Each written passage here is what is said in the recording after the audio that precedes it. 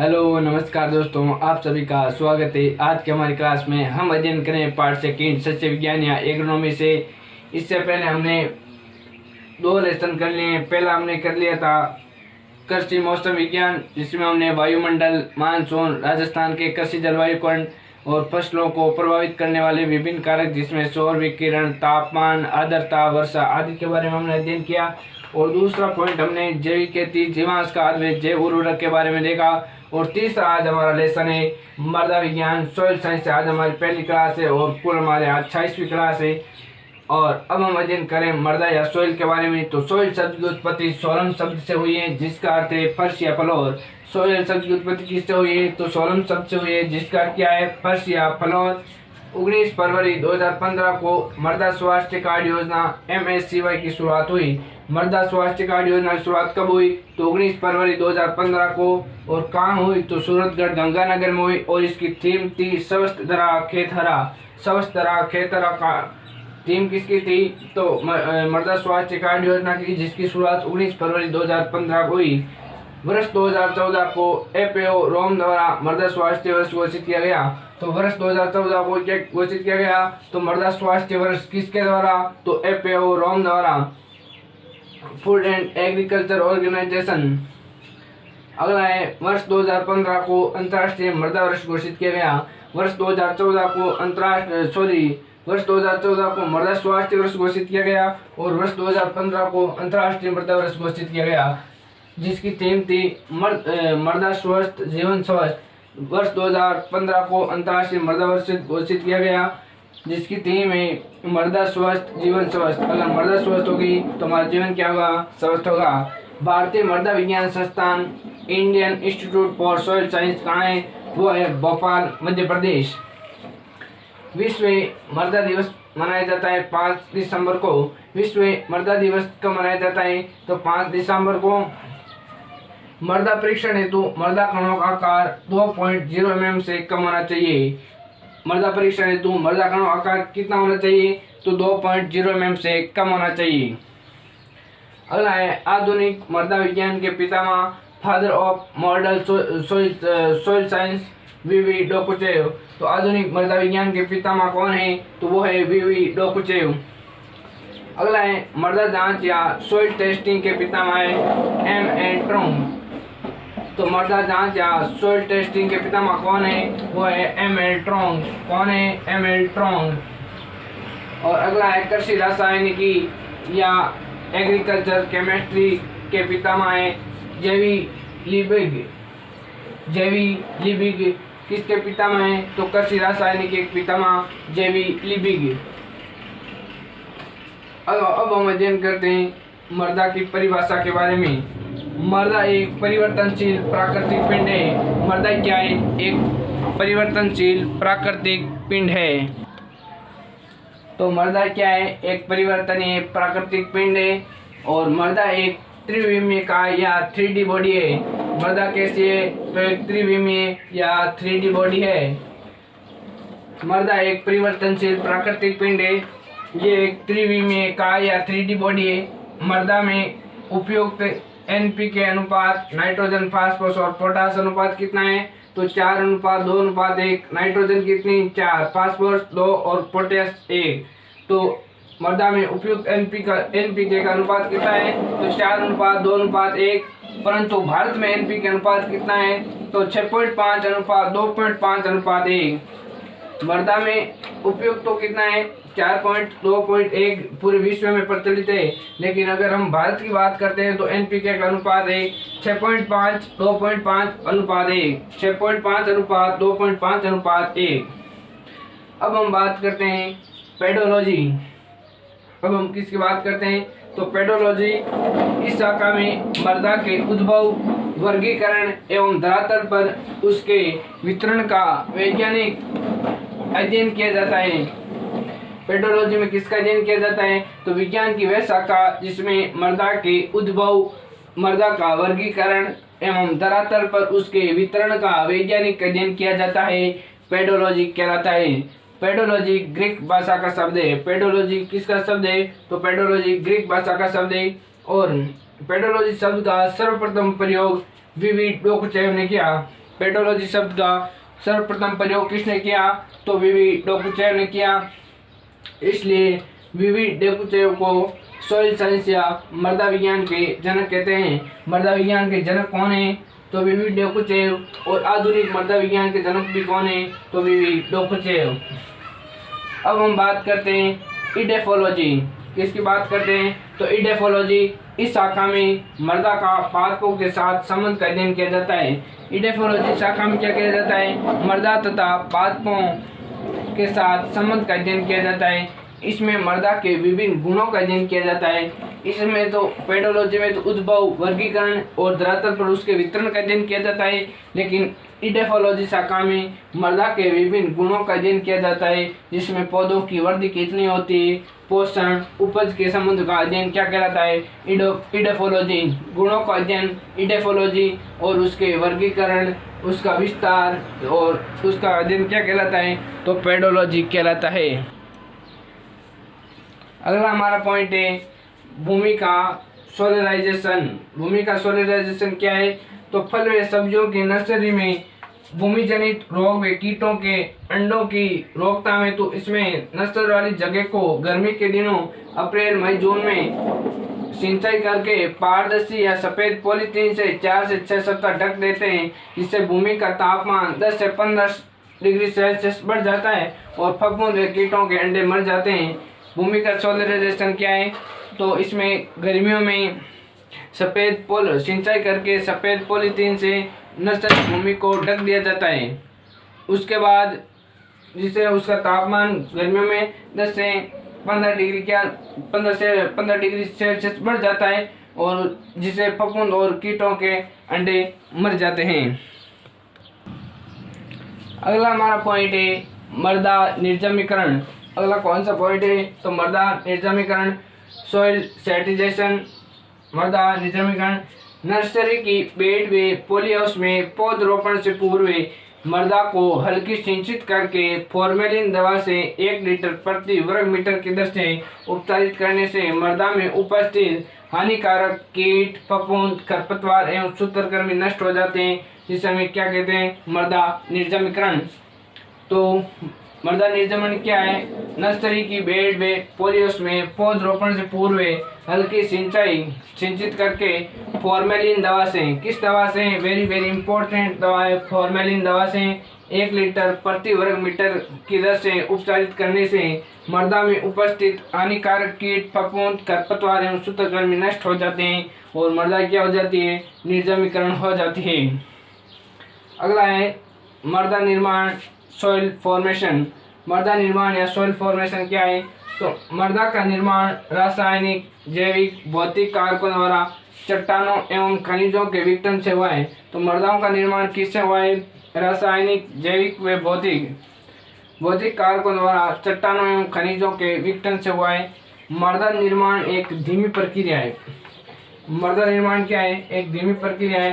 सामान्यतः 1 इंच मृदा निर्माण में 800 से 1000 वर्षों में होता है। सामान्यतः 1 इंच मृदा निर्माण लगभग 800 से 1000 वर्षों में होता है। तो हम समझ सकते हैं मृदा निर्माण की प्रक्रिया बहुत ही क्या है? धीमी है। मृदा वैज्ञानिक जोफे के द्वारा 1949 में मृदा निर्माण के कारक बताए। तो मृदा वैज्ञानिक जोफे के अनुसार मृदा निर्माण के कारक पहले हम अध्ययन करते हैं सक्रिय कारक और उसके बाद है अक्रिय कारक। पहला है सक्रिय कारक में पहला है जलवायु जिसमें तापमान या वर्षा। तो जलवायु क्या है? सबसे महत्वपूर्ण कारक है। सबसे महत्वपूर्ण कारक कौन सा है? वो है जलवायु और दूसरा है जैवमंडल। सक्रिय कारक में दो कारक हैं, जलवायु और जैवमंडल। जलवायु और जैवमंडल में होते हैं सूक्ष्म जीव व जीव जंतु, और जलवायु में जिसमें तापमान या वर्षा आती है। और तो सक्रिय कारक सबसे महत्वपूर्ण कारक कौन सा है? तो वो है जलवायु। अब हम अगला पॉइंट है अक्रिय कारक। इसमें आते हैं पैतृक पदार्थ, उच्च आवाज, मृदा की आयु व समय। तो अक्रिय कारक में कौन कौन से आते हैं? पैतृक पदार्थ, उच्च आवाज और मृदा की आयु व समय। और सक्रिय कारक में आता है जलवायु और जैवमंडल।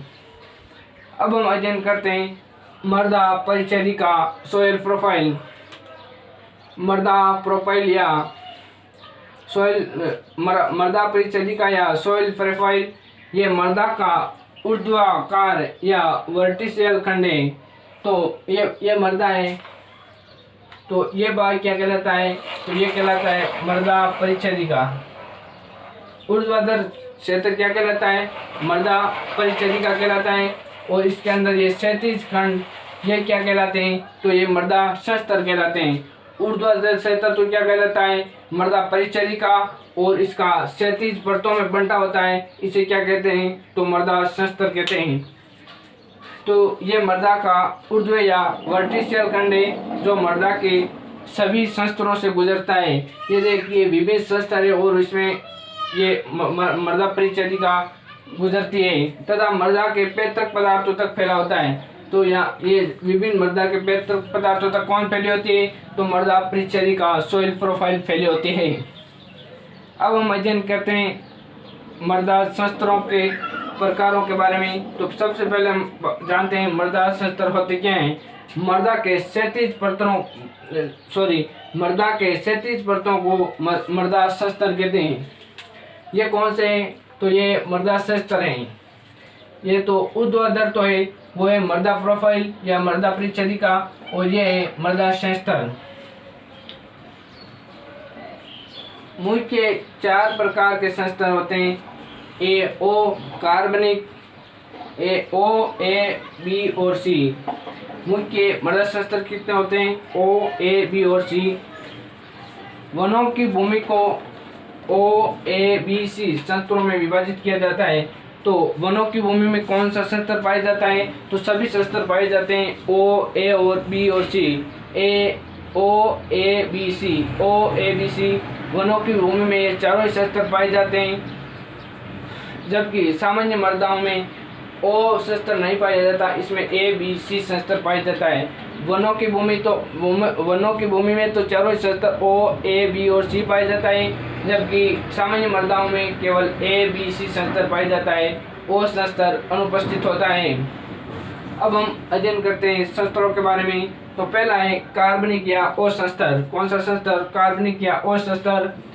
ये वनों की मृदा में जहाँ ह्यूमस की मात्रा 20% से अधिक हो उसमें O संस्तर पाया जाता है। तो कार्बनिक या O संस्तर वनों की मृदा में जहाँ ह्यूमस की मात्रा 20% से अधिक हो और ये एकर्षित भूमि में पाया जाता है। तो कार्बनिक या O संस्तर किस में पाया जाता है, तो एकर्षित क्षेत्र में, वनों के क्षेत्र में पाया जाता है जहाँ ह्यूमस की मात्रा कितनी होती है, 20% से अधिक है। दूसरा संस्तर है एलुवियल या ए संस्तर। एलुवियल संस्तर को हम क्या कहते हैं, ए संस्तर कहते हैं। ये एक खेती योग्य है और सभी कृषि क्रियाओं इसी संस्तर में होती है। तो खेती योग्य भूमि किस में होती है, तो ए संस्तर एलुवियल संस्तर में होती है। और सभी कृषि क्रियाएं जिसमें सिंचाई, निराई, गुड़ाई, बुआई सभी क्रियाएं, कृषि की सभी क्रियाएं किस में होती है, तो एलुवियल या ए संस्तर में होती है। और ये मृदा का सबसे ऊपरी खनिज क्षेत्र है, इसी का भाग है, एलुवियल का ही भाग है ई या ए2 संस्तर, इसी एलुवियल का संस्तर का ही भाग है। ये मृदा का सबसे ऊपरी खनिज संस्तर है। A2 ये मृदा का सबसे ऊपरी खनिज संस्तर है जो सतही मृदा कहलाता है। सतही मृदा संस्तर ये कौन सा है, तो A2 या जिसे हम एलुवियल संस्तर भी कहते हैं, इसी का ही भाग ये A2 है। ये मृदा का सबसे ऊपरी खनिज संस्तर है जो सतही मृदा कहलाता है। इस संस्तर में पोषक तत्व गतिशील होकर निष्कासित हो जाते हैं और सर्वाधिक निष्कालन वाला संस्तर कौन है, वो है A2 एलुवियल A2। तो सर्वाधिक निष्कालन वाला संस्तर कौन सा है, तो है एलुवियल A2। अब हम अध्ययन करेंगे अगले संस्तर है। तो हमारा अगला संस्तर कौन सा है, तो है इलुवियल या बी संस्तर। सभी प्रकार के लवण इस संस्तर में जमा होते हैं। तो सभी प्रकार के लवण किस संस्तर में जमा होते हैं, तो होते हैं इलुवियल या बी संस्तर में। इसलिए इस संस्तर को पोषक तत्वों का गतिहीन या वाशिंग इन जोन कहते हैं और इसे अद्युमृदा संस्तर भी कहते हैं। कृषक क्रियाएं संभव नहीं है। तो तीसरा हमारा है इलुवियल या बी संस्तर सभी प्रकार के लवण इस संस्तर में जमा होते हैं, इसलिए इस संस्तर को पोषक तत्वों का गतिहीन या वाशिंग इन जोन कहते हैं। इसे अर्ध्योमर्दा संस्तर भी कहते हैं, इसमें कर्षक क्रियाएं संभव नहीं है। अगला चौथा है सी संस्तर, ये अल्प विकसित मर्दा का संस्तर है जिसे पैतृक स्तर भी कहते हैं। तो सी संस्तर को क्या कहते हैं? पैतृक स्तर कहते हैं। इसमें अल्प विकसित मर्दा का संस्तर है। इस तरह की मर्दा में कैल्शियम मैग्नीशियम कार्बोनेट्स जमा होते हैं। तो सी संस्तर में कौन से कार्बोनेट्स हैं? तो सी कैल्शियम और मैग्नीशियम कार्बोनेट्स। यह संस्तर सोलम परत के नीचे पाया जाता है। सोलम परत किसे कहते हैं? जिसे हम वास्तविक मर्दा कहते हैं। सोलम परत को या सोलम क्या होता है?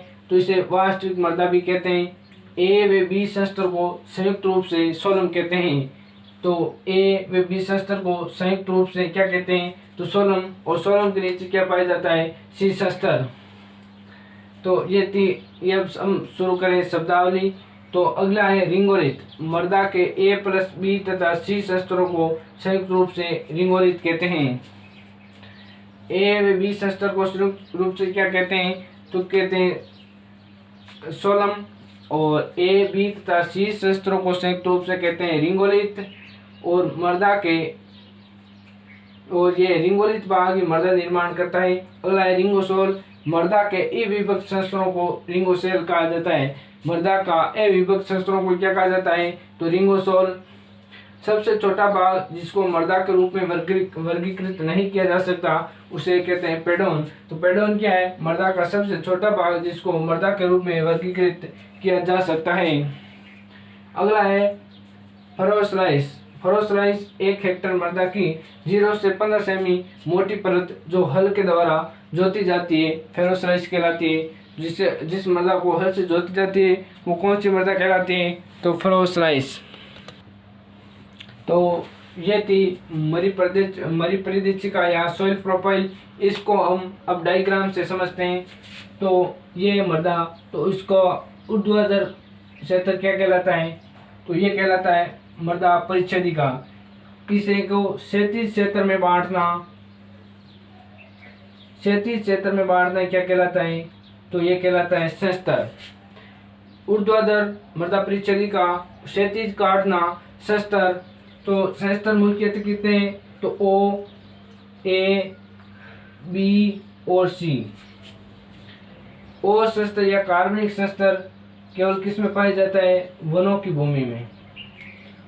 तो ओ संस्तर वनों की मर्दों में जहाँ ह्यूमस की मात्रा 20% से अधिक हो और ये एकर्षित भूमि, तो ओ क्या है? ये एकर्षित और वनों की भूमि में पाया जाता है। अन्य सामान्य मर्दा में ये ओ संस्तर नहीं पाया जाता।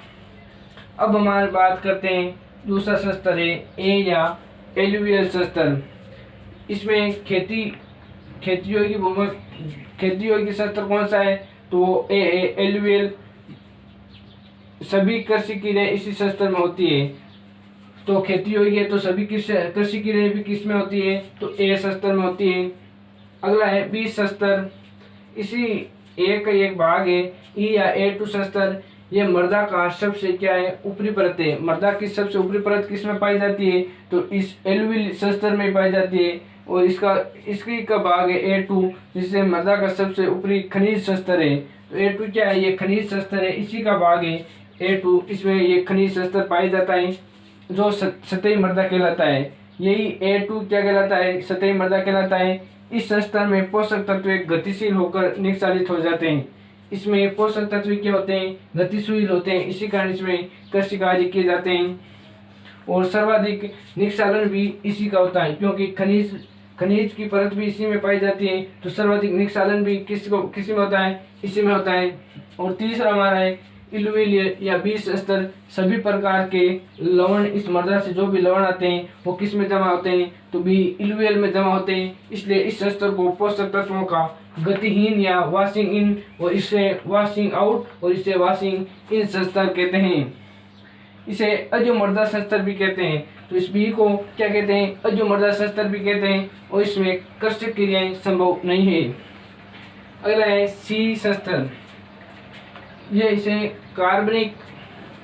इसे अल्प विकसित मर्दा का संस्तर कहते हैं। जिसे पैतृक स्तर भी कहते हैं। तो सी स्तर क्या है, ये अल्प विकसित मृदा का स्तर है जिसे पैतृक स्तर भी कहते हैं। इस तरह की मृदा में कैल्शियम व मैग्नीशियम कार्बोनेट जमा होते हैं। ये स्तर सोलम परत A+B के नीचे पाया जाता है।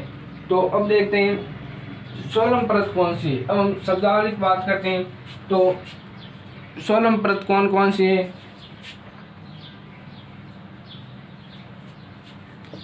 तो सोलम परत है